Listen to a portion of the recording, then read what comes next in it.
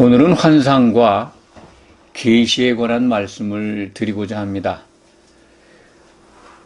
성도들이 환상, 계시 또는 신비, 비밀 이런 단어들을 좋아합니다. 호기심이 많습니다. 눈에 보이지 않는 것들이기 때문에 육안으로 못 볼 수 없는 거기 때문에 그런 것들을 보거나 들으면 아주 상당히 기뻐하기도 하고 또 그런 것들을 증거하는 사람들을 상당히 좋아합니다. 그런데 우리는 너무나도 많은 미혹하는 자가 주는 환상 또는 계시 이런 것들 속에 살고 있습니다. 말씀을 드리면 이 계시는 신약 시대에만 하나님께서 주셨습니다. 그래서 예수님이 오신 당시에는 하나님의 계시를 통해서 예수님을 증거한 그러한 놀라운 일이 신약 성경에 기록이 되어 있습니다. 그리고 예수님이 부활 승천하셔서 하나님으로 복귀하신 다음에는 이제 예수님께서 보내신 그리스도의 계시를 사도들이 받았습니다. 이 그리스도의 계시를 통해서 신약 성경의 복음이 기록이 됐고 그리스도의 계시를 통해서 마지막 예언서 요한계시록이 우리에게 주어져 있습니다. 구약 시대에는 계시가 없습니다. 우리말 성경은 같은 단어인데 환상, 묵시 이렇게 쓰인 단어인데 다 그걸 또 계시로 번역한 부분도 있습니다. 그래서 구약 시대에도 계시가 있었다라고 생각하는 분들이 있습니다. 그렇지 않습니다. 구약 시대에 기록된 히브리 말로 우리에게 주어진 구약 성경 거기에 이제 계시라는 낱말도 있고 환상이라는 단어도 있고 묵시 또는 이상 이런 형태로 기록이 되어 있는데 그건 다 환상입니다. 환상이나 묵시나 같은 의미고요. 약간씩 다르지만은 하나로 보시면 됩니다. 계시는 아니다. 계시와 환상이 어떻게 다를까? 계시는 영어로 잠깐 말씀드리면 리빌입니다. 리빌. 폭로한다라는 단어죠. 까발린다. 좀 속된 말로 그냥 다 이렇게 오픈해서 공개해서 다 알게 하는 거죠. 그게 계시입니다. 보면 아는 거죠. 그러니까. 그런데 환상은 구약 시대의 선지자들이 받은 환상의 기록들을 보십시오. 좀 해석이 필요하고 시간이 필요합니다. 다니엘서나 스가랴서에 기록되어 있는 그 다니엘이 받은 환상들, 요한계시록이 아니면 전부 다 정확하게 풀어지질 못합니다. 그래서 다니엘서에는 이 글을 공개하지 말고 봉함하라, 밀봉하라는 거죠. 그 마지막 때까지. 그게 결국 뭡니까? 요한계시록이 와야 풀어진다는 겁니다. 그런데 요한계시록은 계시록 마지막 예언서 계시는 봉함하라는 말씀 대신에 봉함하지 말라라고 명령받고 있습니다. 다 누구나 보고 알게. 계시라고 하는 것, 리빌에서 나온 명사가 이제 레벨레이션입니다. 계시. 뚜껑이나 이렇게 덮개를 열어서 그 안에 있는 내용을 보여주는 겁니다. 그거 보면 돼요. 근데 계시록이 어렵다고 하는 거는 우리말 성경 번역 또는 영어 번역이 원문과 다르게 좀 어눌하게 이상하게 번역이 돼서 그걸 알 수가 없는 겁니다. 또 다른 해석이 주어져야 된다라고 생각을 하는데 그렇지 않습니다. 사실은 있는 그대로 원문을 아는 분들이 그대로 보면 알게 됩니다. 그리고 계시록은 다른 성경을 통해서 풀지 않아도 됩니다. 그 안에 다 모르는 부분들, 이해가 어려운 부분들은 다 자체 내에서 해석이 가능하도록 설명이 되어 있습니다. 그래서 구약의 예언서들 또는 신약 시대에 납득이 안 가는 부분들은 계시록을 기준하면 그걸 다 풀 수가 있습니다. 해석이 됩니다. 계시록이 기준이 돼야지 다른 성경이 기준이 되면 하나님께서 우리에게 주신 복음의 비밀이라든지 또는 하나님의 비밀 또는 그리스도의 비밀 이렇게 표현되어 있는데 그런 것을 잘못 알 수가 있습니다. 하나님의 비밀을 말씀드리기 전에 그러면 계시는 왜 주셨을까? 환상은 왜 주셨을까? 그거 먼저 말씀을 드리겠습니다. 왜 주셨다고 생각을 합니까? 환상은 구약시대나 신약시대에도 주어졌습니다. 구약시대뿐만 아니라 신약시대 오늘 말씀 보면 사도 바울이 고린도 후서 12장에 12장 1절에 기록되어 있죠. 환상과 계시를 말하겠다라고 한 표현을 보면 사도 바울이 계시만 받은 게 아니라 환상도 받았습니다. 그러니까 계시는 구약시대에 없었지만은 환상, 묵시 또는 이상 이런 걸 통해서 하나님이 선지자들에게 또 필요한 사람들에게 하나님의 뜻을 하나님이 주고자 하는 메시지를 이렇게 알게 하셨는데 환상을 주시고 계시를 주시는 그 목적 그것이 그걸 받은 사람 또는 그것을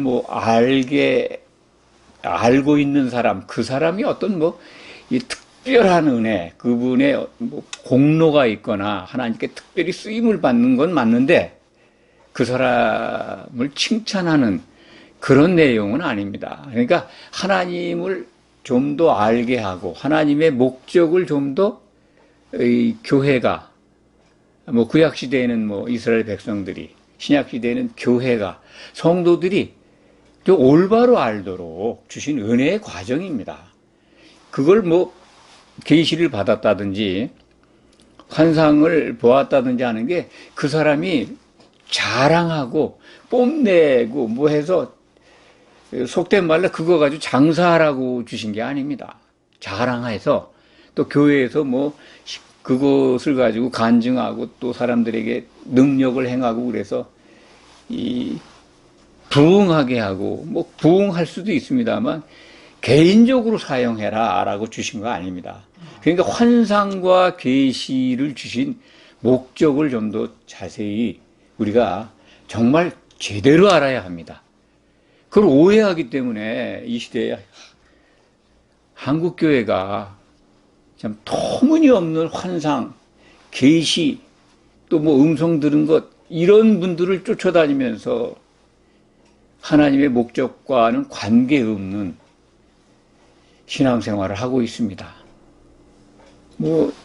특별한 예언을 받은 사람이 나타났대. 그가 얘기하는 거 보니까 주님이 언제 재림하신데 미안합니다. 이런 것들 참 복음과 아무 관련이 없는 겁니다. 환상과 계시를 주신 목적을 오해하기 때문에 그렇습니다. 계시 왜 주셨습니까? 요한계시록 마지막에 기록되어 있는 그리스도의 계시 그 내용을 보면은 교회에 들어와 있는 성도들이 이기는 자가 되라는 겁니다. 이기는 자. 우리 신앙의 목표가 이기는 자가 되는 거예요. 그게 하나님께서 우리를 부르신 목적입니다.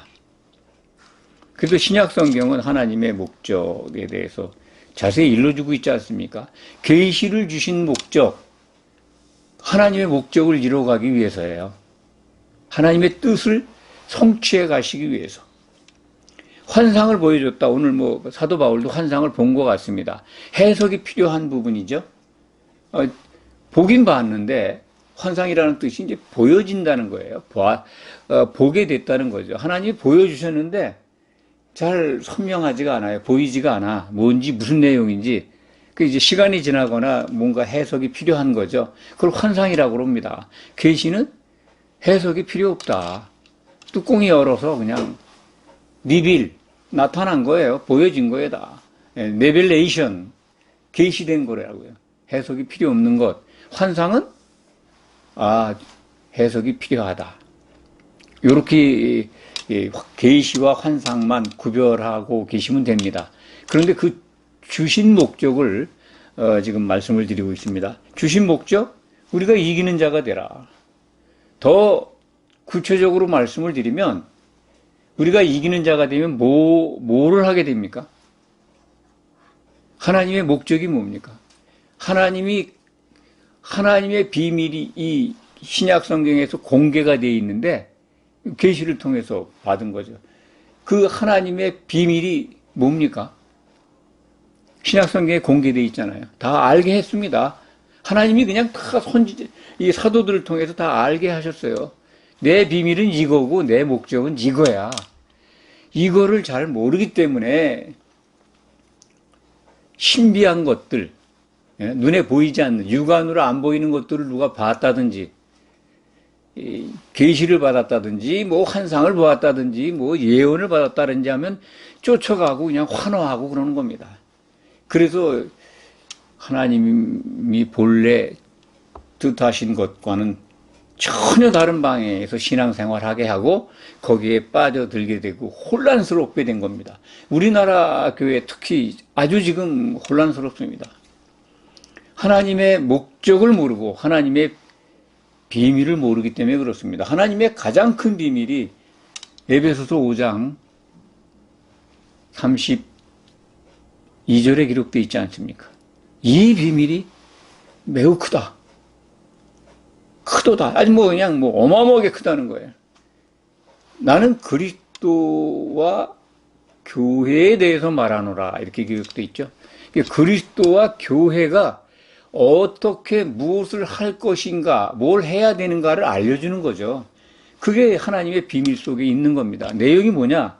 하나님의 비밀은 그리스도와 교회의 결혼입니다. 그런데 교회의 결혼인데 그리스도가 그럼 뭐가 돼야 됩니까? 신랑이 돼야죠. 그리고 교회는 신부가 되는 겁니다.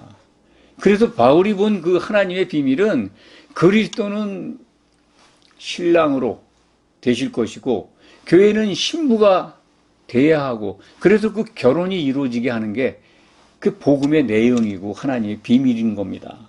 그러니까 이게 하나님의 비밀이 지금 공개되어 있는데 그걸 위해서 그 비밀을 알면 하나님의 목적입니다. 그게 그리스도와 교회의 결혼입니다. 이걸 안다면 교회가 엉뚱한 일 하지 않겠죠. 교회가 어떤 것인지 알게 되고 교회를 알면 교회의 구성원으로 부름을 받은 교회의 지체로 부름받은 성도들이 뭘 해야 되는지를 알 거 아닙니까? 그럼 눈에 안 보이는 거 신비한 거 본 거 그게 뭐래 쫓아다니면서 할렐루야하고 아멘하고 그냥 콧물 흘리고 그러지 않지 않습니까? 성도가 해야 될 일을 알게 되는 거예요. 하나님의 목적을 알고 그 목적을 위해서 계시해 주신 것, 그것이 요한계시록인데 그것이 하나님이 교회에 주신 마지막 계시입니다. 더 이상 계시를 누군가 받는다면 있을 수 있겠지만 요한계시록을 넘어가거나 그 내용과 부합하지 않으면 가짜입니다. 다. 그것만 구별하시면 돼요.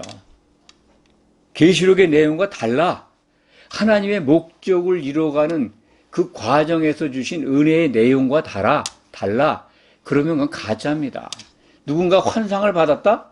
그 환상도 신약 성경과 부합하지 않으면 그것도 가짜입니다. 그런데 오늘 말씀의 제목이요. 가짜 환상이 더 리얼하다. 그렇습니다. 가짜가 주는 환상이 더 그럴듯해요. 그래서 많은 사람들이 몰려가요. 거기에 빠집니다. 그 교회 가면 예언의 은사를 받는데 어마어마해. 또 어떤 목사님, 어떤 특별한 분이 지옥에 갔다 왔다는데 그 설명을 들으면 정말 누구누구는 어디 지옥에 제일 밑바닥에 가 있고 누구누구는 우리가 생각하는 유명한 무슨 신학자 목사가 있었는데 그 사람들이 천국에 가 있는 줄 알았더니 지옥에 가 있대 이런. 그럴듯하죠? 또 천국 갔는데 천국 내용을 보니까 와, 뭐 그냥 뭐 거기 가서 뭐 예, 사도 바울도 보고 뭐 사도 요한도 보고 뭐 예, 굉장히 그럴듯합니다. 성경에 기록되어 있는 사람들 또는 뭐 우리나라나 외국에 유명했던 목회자, 존경받는 분들, 그분들 천국 가서 만난다고 간증하는 거 저도 많이 들었습니다. 진짜일까요? 가짜입니다. 예수님이 십자가상에서 옆에 양옆에 두 강도가 십자가에 매달려 있었잖아요. 그 중에 한 강도는 예수님을 비난했지만 한 강도는 예수님께 간구합니다. 주여, 당신의 나라가 임할 때 나를 기억하소서. 그때 예수님이 뭐라고 하십니까? 네가 오늘 나와 함께 낙원에 있으리라. 죽은 다음에 낙원에 간다는 거예요. 예수님과 관계 맺은 자들은 낙원에 가서 쉽니다. 그 낙원이라는 게 오늘 이제 나옵니다. 오늘 사도 바울이 간 낙원하고는 다릅니다. 이거는 죽은 다음에 가는 대기소입니다, 낙원. 누가복음 23장 42절, 43절에 기록된 말씀을 지금 말씀드렸습니다. 강도에게 예수님이 유일하게 신약성경에 그 사후대기소 낙원을 알려준 말씀이 누가복음 23장 42절, 43절에 기록되어 있습니다. 오늘 네가 나와 함께 낙원에 있으리라. 그리스도인이 죽어서 가는 대기소가 낙원입니다. 만약 이 땅에서 훌륭한 신앙생활을 하고 죽었다면 그분의 영혼은 천사들에게 받들려서 낙원에 가 있을 겁니다. 낙원에서 쉬고 있을 겁니다. 그런데 천국 갔다 왔다고, 천당 갔다 왔다, 갔더니 이렇게 살고 있더라. 거짓말이죠. 예수님 오실 때까지 쉬고 있어요. 그냥 뭐 어떤 시간의 개념 속에 무슨 뭐 의식을 가지고 쉬는 게 아닙니다. 저 신약 성경에는 그를 이 하프타임, 중간에 쉼이 있다라고 우리에게 일러줍니다. 그러니까 전반전, 우리가 이제 인생을 사는 것을 이제 전반부라고 하면 예수님 오신 다음에 우리가 살게 되는 그리스도의 나라에서부터의 삶, 그거는 후반부로 성경은 이해하도록 그렇게 기록되어 있습니다. 그 사이에 우리 예수를 믿었던 우리들은 이 사후 대기소인 낙원에 가서 쉬게 됩니다. 그러니까 중간에 쉬는 거죠. 하프타임. 뭐 운동 경기에서 연상하시면 됩니다. 가서 쉬는 기간이에요. 쉬는 기간에 있는데 천국에 갔다 왔다라고, 거기 가서 누굴 봤다라고 이야기하면 가짜죠. 그런데 그들 말하는 거 보면 아주 리얼해요. 아주 사실과 같아요. 그렇기 때문에 그 사람들이 거기서 뭐 그거 봤는데 그러면 하나님의 목적을 이루어가는데 무슨 도움이 될까요? 반드시 천국 가야 된다? 뭐 그런 효과는 있겠죠. 그런데 그런 가짜를 가지고 성도들을 노리는 자가 있어요. 그 배우가 누굽니까? 미혹하는 자예요. 미혹하는 자. 미혹하는 자 기억하실 겁니다. 마태복음 4장에 보면 예수님이 이 세례를 받으신 다음에 40일 동안 광야에 가서 줄이십니다. 그때 예수님을 40일 후에 아마 줄이신 다음에 마귀가 나타나가지고 예수님을 시험하잖아요. 그때 나타난 자를 미혹하는 자라고 성경은 기록합니다. 마귀는 미혹하는 자입니다. 마귀가 나타나서 예수님을 그냥 하나님의 말씀을 가지고 미혹을 하고 또 천하 만국의 영광을 보여주면서, 그러니까 환상을 보여주면서 예수님을 미혹하잖아요. 예수님이 뭘로 받겠습니까? 예수님에게 환상을 보여줘서 천하 만국의 영광을 보여주잖아요. 뭐 성전 꼭대기로 데리고 가서 거기서 뛰어내리라고 미혹도 하고요. 그렇게 예수님도 미혹한 마귀가 이 시대에 예수님의 이름을 부르는 자들을 그러한 그 환상을 통해서 미혹하고 있습니다. 그러니까 성경과 일치하지 않는 환상을 보았다면 다 가짜예요. 계시는 끝났는데 또 계시가 있다면 일단 의심하시기 바랍니다.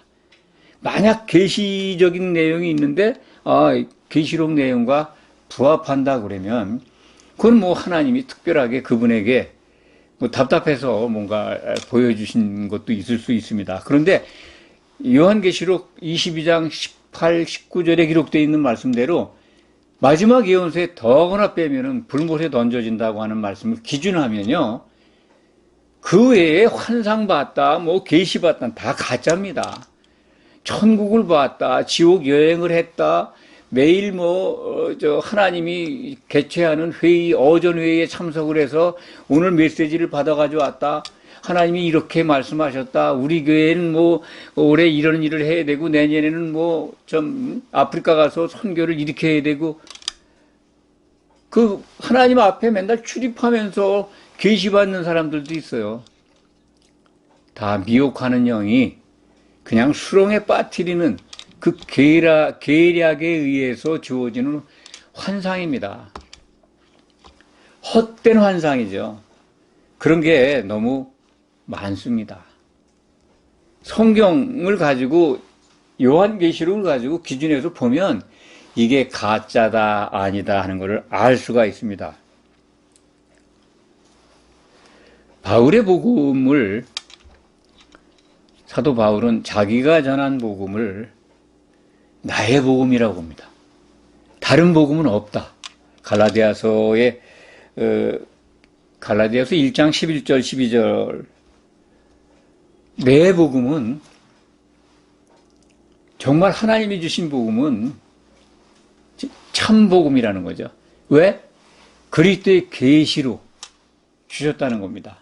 예수님이, 하나님으로 복귀하신 예수님께서 바울을 셋째 하늘로 불러 올리셨어요. 오늘 말씀이 그겁니다. 2절 이하에 보면 14년 전에 이 글을 고린도 교회에, 고린도 후서를 보내기 전 14년 전에 계시를 보았습니다. 그의 영이 몸을 떠났어요. 여기 몸 안에 있었는지 몸 밖에 있었는지 나는 모르거니와 하나님은 아시느니라. 그러니까 이 표현은 몸을 떠났습니다. 영과 혼이. 혼이 떠난 거죠. 의식을 가지고 올라왔으니까.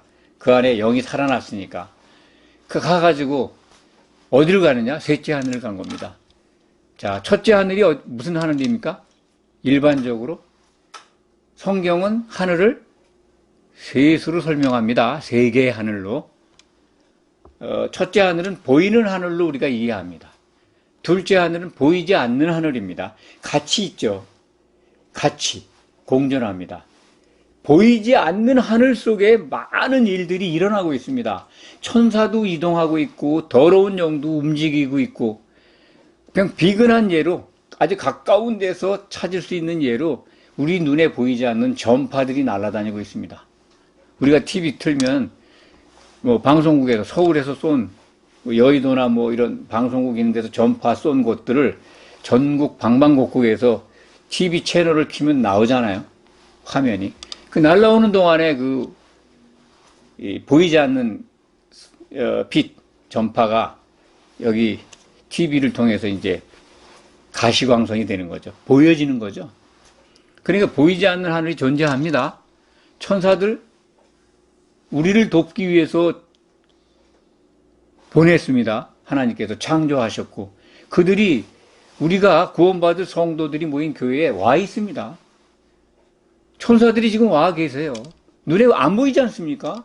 우리를 돕는 분들이니까 성도들이 모인 곳에 와 계셔야지 천사가 어디서 일합니까? 대신에 누구도 와 있습니까? 더러운 영들도 와 있습니다. 그걸 아셔야 돼요. 보이지 않는 하늘에서 일어나는 일들을. 그 셋째 하늘은 하나님의 하늘입니다. 보호자가 있는. 예수님이 복귀하신, 창조되지 않은 태초에 부터 있었던 그 하늘, 거기 예수님이 복귀하셨어요. 거기 올라가서 뭔가를 들었어요. 들었는데 무슨 말이 돼 있습니까? 4절에 보면 그가 낙원으로 이끌려가서, 이 낙원이 보이지 않는 하늘, 둘째 하늘에 있는 사후대기소, 조금 전에 먼저 말씀을 드렸죠. 누가복음 23장 42절 43절 사이에 있는 예수님이 공개한 성도들의 사후대기소, 그거와 다르다. 이 낙원은 하나님의 낙원. 계시록에 가면 나옵니다. 생명나무가 있는 낙원. 새 예루살렘 도성 아닙니다. 그 낙원에까지 갔다는 겁니다. 낙원에 생명나무가 있습니다. 그래서 계시록 2장 7절에 에베소 교회에 보낸 편지 속에는 이기는 자는 생명나무 열매를 주어 먹게 하리라 하고 하신 약속의 말씀이 기록되어 있습니다. 생명나무가 있는 그 낙원, 하나님의 낙원에 있는 생명나무의 열매를 먹게 하리라 한 말씀. 그러니까 하나님의 낙원이라는 표현이 계시록 2장 7절에 기록되어 있다. 참고로 기억하시기 바랍니다. 그 낙원에 가서 사람이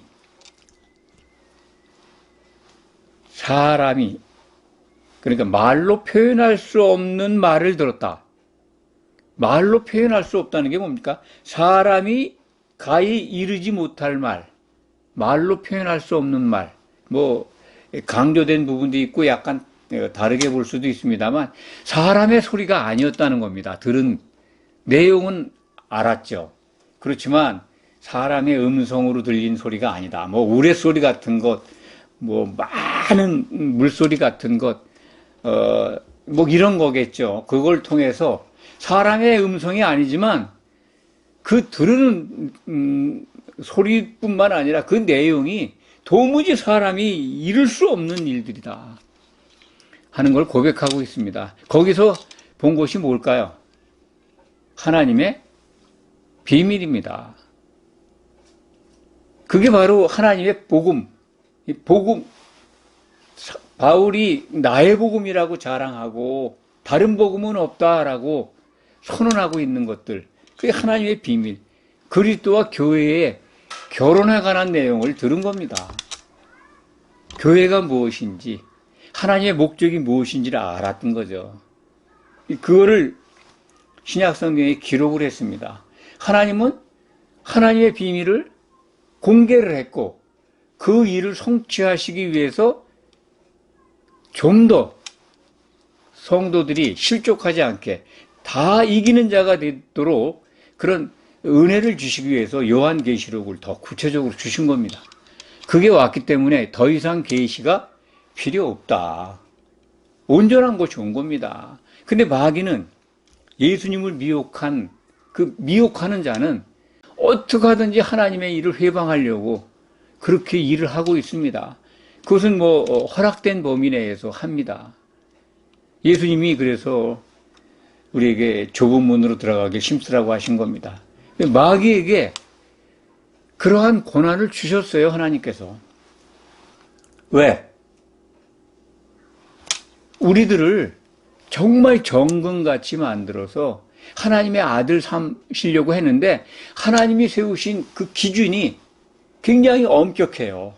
그걸 통과하려면 우리는 하나님이 주신 모든 이 말씀들을 우리가 주목해서 보고 계시록에 기록된 걸 또 끝까지 주목해서 보고 예수님이 우리에게 약속하신 걸 보고 지켜야 돼요. 그래야 그 하나님이 목표하신 어린 양의 신부로 단장될 수가 있습니다. 그러니까 마귀는 어떻게 하든지 모든 성도들이 다 그냥 안심하고 다 구원받는 걸로 그냥 믿으면 천국 가는 걸로 참 복음을 가지고 장난을 쳤습니다. 끊임없이 그걸 가지고 미혹을 하는 거예요. 그 마귀가 어디서 일합니까? 마귀가 부리는 수절, 더러운 영, 곧 귀신들이 어디서 일해요?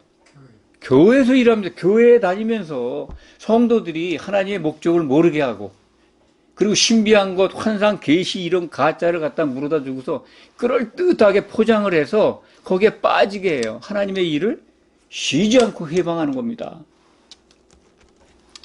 사도 바울이 왜 부득불 자기가 계시받은 그 환상을 자랑할까요?